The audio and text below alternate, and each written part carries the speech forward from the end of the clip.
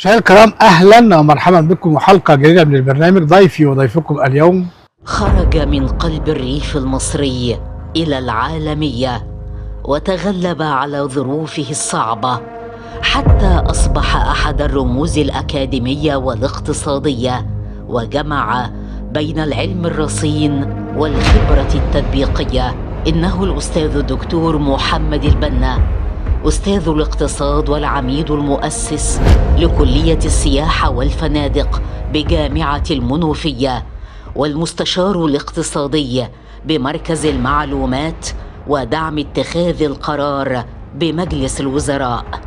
من مواليد عام 1950 في قرية المنشية الكبرى مركز قلين بمحافظة كفر الشيخ، وحصل على بكالوريوس الاقتصاد والعلوم السياسية من جامعة القاهرة بتقدير عام جيد جدا مع مرتبة الشرف عام 1971، والماجستير من جامعة أسيوط، ثم الدكتوراه من جامعة القاهرة. وعبر مهام علمية وأكاديمية في جامعات دولية مرموقة بالولايات المتحدة وإيطاليا وماليزيا، عاد الدكتور البنا بخبرة عالمية وضعها في خدمة وطنه والمنطقة العربية، وأسهم في تشكيل أجيال من الباحثين والاقتصاديين. ولم يتوقف عطاؤه عند أسوار الجامعات، بل امتد إلى ساحات السياسات العامة والاستشارات الاقتصادية، حيث شارك بخبرته في وزارات وهيئات وطنية وإقليمية، فضلاً عن مساهماته في إعداد ودراسة عدد من القوانين الاقتصادية المهمة.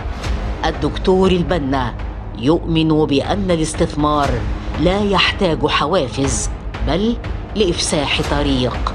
دعه يعمل، دعه يمر، فتقدم الدول هو نتاج أعمال مواطنيها، وعدم حرمان فقير من العلاج بسبب فقره، وألا يفتقر غني بسبب مرضه، والاعتماد على الذات في تمويل التنمية، وأن يكون التصنيع للتصدير ولا تنمية بدون تخطيط، وأن تقوم الدولة بوظائفها الأساسية فقط.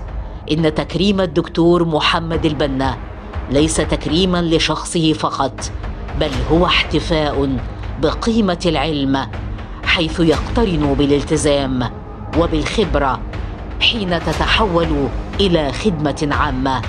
فهو نموذج للأستاذ الذي لم ينفصل يوما عن قضايا مجتمعه ولا عن مسؤوليته تجاه طلابه ووطنه. استاذنا وعالمنا الجليل الاستاذ الدكتور محمد البنا، استاذ الاقتصاد والماليه العامه وعميد كليه السياحه والفنادق الاسبق بجامعه المنوفيه. اهلا بسيادتك. اهلا بحضرتك.